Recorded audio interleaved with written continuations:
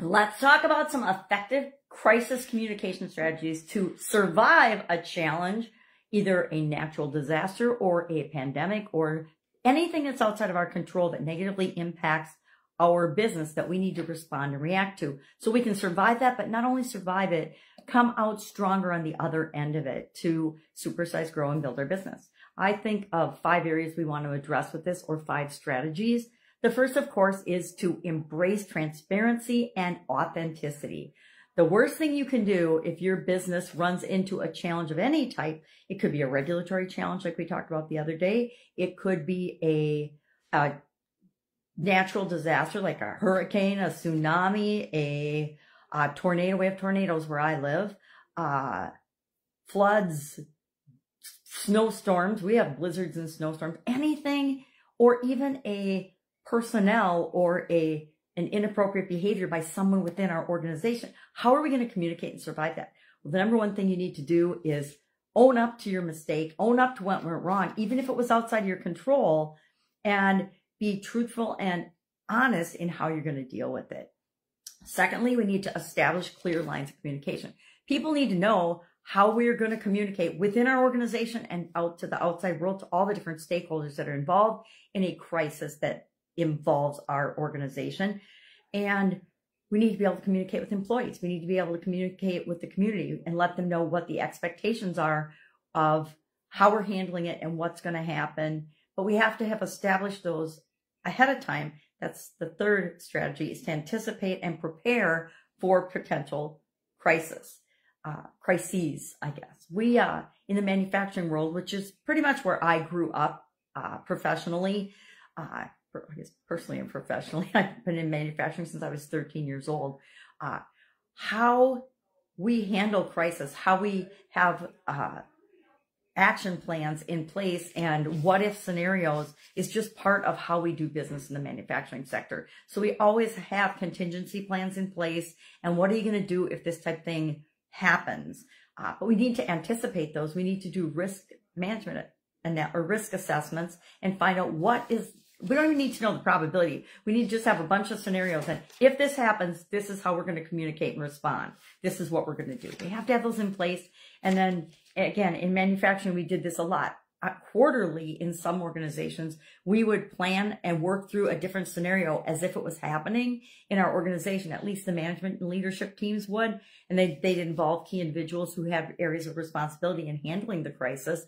But we would do mock, like some industries do mock trials. In the legal industry, we would do mock crisis. We'd have a crisis and we would work through it exactly as if it were really happening to learn where the holes were in our contingency plans. Because guess what? Almost every plan has a hole in it somewhere that we don't anticipate until tested.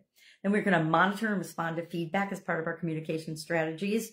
When a crisis or when a challenge happens, we're going to listen to the people that are communicating with us, because remember, the vast majority of stakeholders and people that are impacted aren't going to be telling us anything. So we need to listen to the feedback and, again, analyze and respond to it in a way that's appropriate. And then finally, the 5th strategy is always to continuously improve, learn, and adapt from what happens.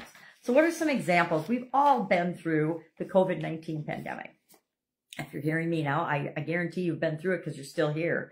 How did you handle that crisis on both a personal and a professional level, right? Were you transparent and authentic in how you talked about and dealt with your current and your personal experience with that situation? I know I'm pretty transparent about it. I found that I learned a lot about myself during that 2020, 2021 time period in terms of my resilience, my ability to be flexible and try different things and keep moving forward in spite of the things that were outside of my control. Did you establish and do you have now in place for your business and for you personally lines of communication, clear lines of communication? People that had never heard of online video, Zoom, etc., are now experts in it, especially people like my mom's age are experts in it. She just turned 87. And did you and have you set contingency plans in place for another possible crisis? Do you do mock run-throughs at your business? And if not, at least annually I would highly recommend that you're doing something like that. You should also do an annual review of your contingency plans, no matter what type business you have in, because we learned from the pandemic that absolutely everything and anything imaginable can be impacted by outside forces, whether we believe that they're possible or could happen or not. That was proof positive to each and every one of us, at least in my lifetime, that things we couldn't believe would ever happen. And I shake my head every day at some of the stuff that's going on in our world, because they happen. And even if they're not right or fair in our mind, they still happen. And then finally, I will always end everything that I do with continuous improvement and learning. If I'm not taking the lessons learned, the things that went really, really well from anything that I'm doing, and doing more of that, and then learning from the things that I screw up, because like human beings, we screw up stuff pretty much every day, and there's always a lesson to be learned in that. If we learn the lesson, guess what? We don't usually have to repeat that mistake too many times. But if we don't learn the lesson, it comes back around in ways that we couldn't even have imagined. So that's our topic for today. I would love to know how you've handled a crisis. Do you have a crisis management system in place? Do you test your crisis management system? And if not, why not? Because I'm sure there's a reason. Share in the comments below so that we can learn from one another. That's it. Any questions? Ask. Otherwise, I'll be with you tomorrow with another strategy that you can use to grow and build and supersize your business. Have an awesome day.